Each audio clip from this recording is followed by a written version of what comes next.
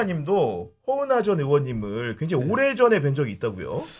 2009년인지 10년인지 그때 민주당에서 이 출마자들 대상으로 이미지 메이킹 전략 교육이라는 이런 것들을 오셨던 기억이 있습니다. 야, 네, 맞습니다. 많은 분들이 잊고 있는데 사실은 정치인이 되시기 전에 유명한 이미지 전략가이시지 않았습니까? 네, 그걸로 인재 영입이 됐죠, 사실. 보수당에. 저 책도 읽어봤는데 실제로 많은 정치인들 숱하게 만나서 컨설팅을 해주신 건데 주로 네. 어떤 점을 이렇게 다뤄주시는 겁니까? 그분의 강점을 좀 찾아서 대중들에게 어떻게 하면 매력적으로 이렇게 조금 더 각인될 수 있을까라는 지점에 함께 좀 전략을 짜는 그런 역할을 좀 했었습니다. 그래서 PI라고 하는데요. 네. 프레지던트 아이덴티티라고 하는 부분이었고 뭐 대선 주자들 위주로 했었었죠. 야, 그러면은 어떻게 보면은 대선 주자의 사생활, 개인적인 의견 이런 것도 들어야지 PI가 제대로 나오는 거 아니겠습니까? 맞습니다. 그런 얘기 들으면 보안이 굉장히 중요할 것 같아요. 그래서 제가 보안이 너무 중요한 사람이었고 그렇게 살아왔었어가지고 정치할 때 힘들었어요. 그래서 지금도 그래서 입이 무거운 편이고 네. 그러나 이번에 이제 조금씩 이제 말을 풀어넣는 것들이 이제 생기는 건데 그게 직업에서 가장 중요한 원칙이었습니다. 보안. 네. 아니, 누구라고 구체적인 정치인 이름은 못 되더라도 네. 정말로 내가 컨설팅해서 잘 돼서 보람되다 이런 사례 있었습니까? 오, 좋죠. 당선된 분들은 뭐 계셨죠. 지금도 네. 현직에서 활발히 활동을 하고 계세요? 그분들? 저는 이제 기업에서는 활동을 하고 계시는 뭐 오너들이 있고. 계신 거고 네. 그 다음에 대통령 선거에서는 제가 3명 정도의 그런 분들이 계셨죠. 야, 그랬구나. 합격선을 당선되신 어. 분들이. 네. 야, 그러면 나중에 잘 되면 혹시 이후에 뭐 카카오톡 선물이라도 보냅니까? 좀 이렇게 좀 사회 아니, 사례 같은 처음에 것들 만난 이렇게 보면. 분은 사실 처음에 만난 분은 제가 이제 보조로 들어갔었던 부분이었고 그 뒤부터 이제 제가 주력으로 하게 됐던 분 중에 좀 애매했던 경우가 있어요. 한 번은 제가 오. 한 달 동안 이제 해외로 간 적도 있어요. 일부러 전화기 꺼놓고 해외로? 정치하기 싫어가지고 그분은 꼭 뭔가 보상을 한다고 하더라고요.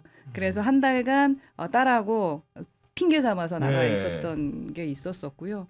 그런데 이제 청와대로 불러서 칼국수라도 사줄 줄 알았는데 안 부르더라고. 야, 칼국수에서 느낌 오거든요. 갑자기 지금 네. 누구지? 그래서- 면을 좋아했던 그래서 분? 네. 그래서 왜 안 부르냐 좀 서운하다 했는데 알고 보니 무언가에 문제가 있었던 것도 있었었죠.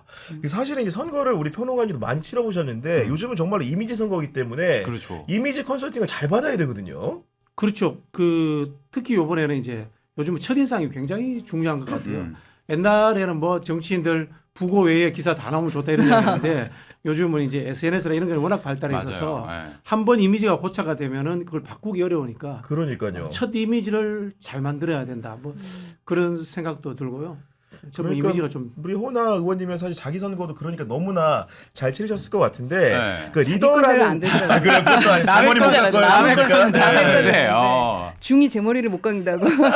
본인이 봤을 때 전문가시니까 본인의 퍼스널 컬러가 퍼스널 컬러? 예전에 오렌지도 퍼스널 컬러였던 것 같기도 하고 아니 왜 그래? 지금 보니까 지금은 파란색 어떤 게 좀 어울린다고 생각하세요? 지금이 좀 잘 어울립니다. 네. 네이비 좀 차가운 원래 계열. 좋아했던 색이고 원래 빨강, 파랑 그리고 보라색을 좋아했어요. 빨강, 그렇구나. 파랑, 그리고 보라색. 저한테 잘 어울려요. 네.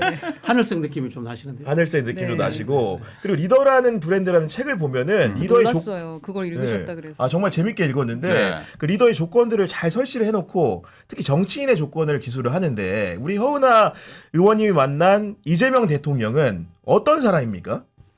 이재명 대통령은 잼며들게 하는 능력이 있는 분인 것 같아요. 그래서 저는 약간 물과 같다라는 생각을 했어요. 처음에 첫인상은 사실 좋지 않았어요. 왜냐하면 정당이 다른 곳에 있었고 그렇죠. 들려오는 말들이 긍정적이지 않았었고 처음에 받아들여지는 게 부정적인 게 많았었잖아요. 근데 제가 직접 이제 당대표가 되고 나서 서로 만나 뵙고 대화를 나누면서 조금 놀랐었죠. 어떤 점에서 주로 놀란 겁니까?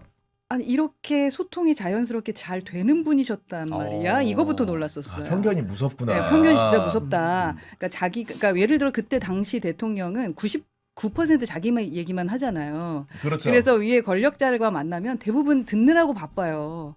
근데 이재명 당시 대표는 본인의 얘기도 하지만 제 얘기를 끌어내서 저도 말하게 만들고 아. 이렇게 좀 약간 티키타카가 되는 느낌? 네. 그 부분이 되게 신기했어 저는. 그렇구나. 왜냐면 그 기존의 편견 때문에. 아니 우리 그 평론가님 같은 경우에도 전에 듣기에 우리 이재명 대통령이 허은하 의원님에 대한 생각이 굉장히 좋다는 얘기를 좀 접했거든요. 그 맞지 제가 뭐 알 수는 않습니까? 없고요. 예. 그 비서실이나 이런 과거에 대표 시절에 나오는 이야기 들어보면은 허은하 대표님에 대한 뭐 호감도도 있고 그다음에 그 당시에 저 대선을 위해서는 또 다양하게 합종 연행하면서 이 중도 합리적인 분들을 또 이렇게 예. 모아야 되지 않습니까? 그러니까요. 그때, 중요한 인물로 이렇게 보고 있었다라고 들었습니다. 아니 그렇기 아유, 때문에 감사합니다. 네, 인수위원회 격인 국정기획위원회 국정기획위원. 활동도 하셨는데 네네. 그 활동 중에서 가장 인상 깊었던 장면은 어떤 겁니까? 가장 인상 깊었던 것은 이재명이라는 리더에게 실망하지 않았던 부분입니다. 그건 어떤 거냐면 자신이 말했던 것을 지키기 위해서 끝까지 이 국정위에도 그걸 스며들게 하구나. 아. 저는 잼며든다는 단어를 상당히 좋아해요. 그 잼며든다라는 것은 물처럼 어딘가로 계속 스며드는 건데 스며들려면 일관되지 않으면 스며들기가 어렵거든요. 그렇죠.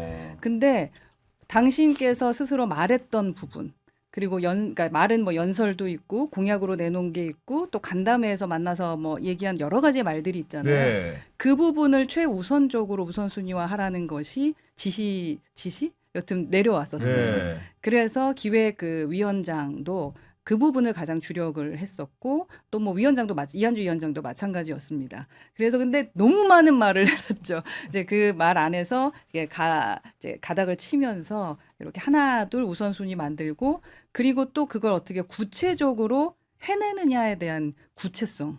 에 대해서도 이야기하는 거 그런 부분이 상당히 인상 깊었고 그래서 우리가 좀 기다려야 된다라는 얘기 하잖아요. 네. 대표들도 사실은 경영 전략을 세워놓으면 그 경영 전략이 실행이 될 수 있도록 그 조직원들이 잘 좀 믿고 따라와줬으면 좋겠다 그런 생각을 하게 되는데 이 부분이 정말 1, 2년만 지나면 대한민국이 진짜 살만한 모두의 대통령이 되실 수 있겠구나라는 생각을 했었던 것 같아요. 의원님은 그러면 그 국정위 안에서 어떤 업무를 좀 밑그림 그리는 작업이었겠지만 네, 저는 기획분과의 기획위원으로 활동을 했었습니다. 네. 그래서 뭐 비전 TF에도 있었고 그리고 AI TF에도 있었고 이제 가장 저는 중요하게 생각하는 뭐 개헌 부분과 그리고 통합.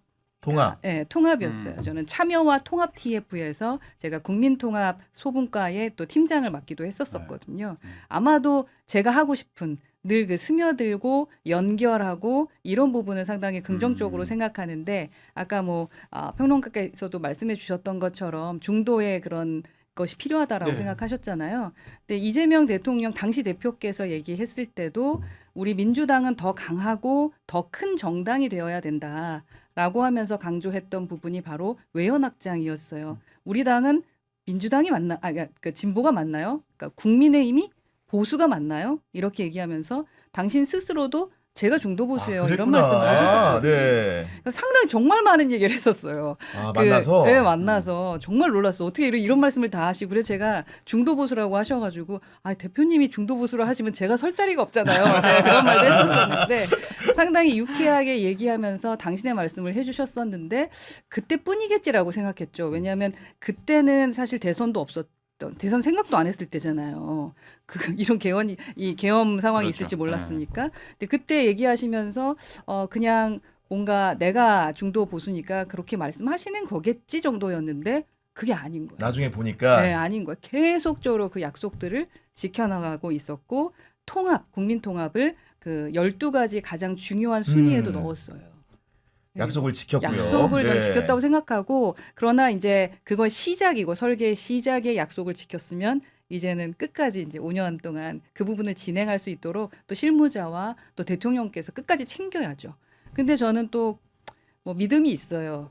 이분은 하나 뭐를 시작하면 그냥 끝까지 좀 챙기는 스타일인 것 같아요. 그래서 그 부분에 대한 믿음이 있습니다. 그리고 사실은 이제 김용남 전 의원도 과거에 이제 개혁신당 활동 같이 하다 오셨고 김상욱 의원도 당연히 잘 아실 텐데 세 분이 모여서 가끔 이렇게 이야기 나눌 공간들이 좀 있습니까?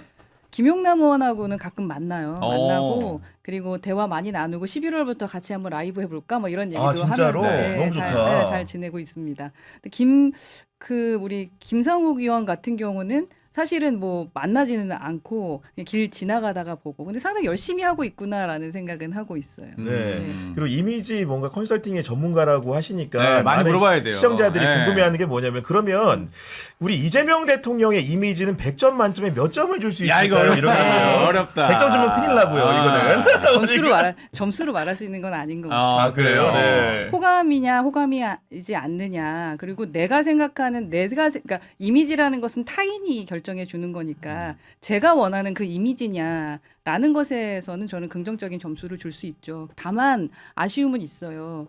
그 제가 예전에 오해했었던 것처럼 지금의 그 잼며들고 그 따뜻한 모습이 일반인들, 그러니까 몰랐던 사람들, 여전히 모르고 있는 사람들에게 보여지지 않고 있는 선입견이 거예요. 무섭죠. 그게 사실은. 좀 네. 아쉬워요. 그래서 지금 대통령 일정을 많이 공개하려고 노력하더라고요. 그래서 그 공개와 그 대화를 보면 조금 더 느끼겠지라는 생각을 네. 하고 있습니다. 뭐 영부인이 사실은 굉장히 메인에 나설 위치는 아니지만 근데 외교에서는 많이 보이세요. 궁금해하기 또. 때문에 네. 우리 김혜경 여사의 그런 행동 거지나 이런 것들을 봤을 때는 좀 어느 정도 평가를 하시는지 아, 궁금하거든요. 이미지가 너무 네. 좋으신데 저는 그러니까 기존의 그 여사와는 180도 다르죠. V0 말씀하시는군요. 네, 예. 워낙에 겸손하고 네. 이건 긍정적인 겁니다. 아니요, 이 단어를 여사니까 쓰면 안 되겠고 찐 부인이구나. 찐 부인이다. 진짜 정말로 20-30년 함께 정말 서로에 대해서 대화하면서 그러니까 여러 가지를 함께 겪어온 사람이구나라는 게 느껴지는 것 같아요. 그리고 그래서 내 남편이 진짜 원했던 대통령이 되고 진짜 하고 싶었던 것 같거든요. 대통령이 됐고 그 대통령으로서 좋은 그 평가로 성공하는 대통령이 되려면 내가 어떤 위치에 서야 되는지를 아시는 분 같아요.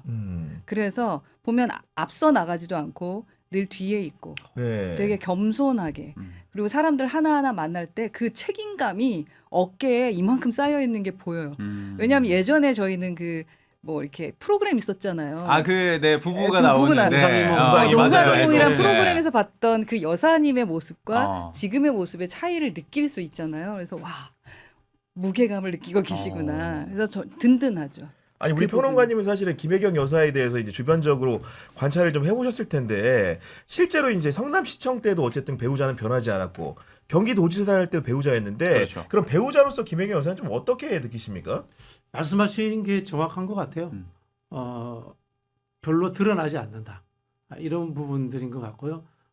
그 다음에 절대 선을 넘지 않는다. 그러니까 이게 이제 가장 정확한 것 같은데요.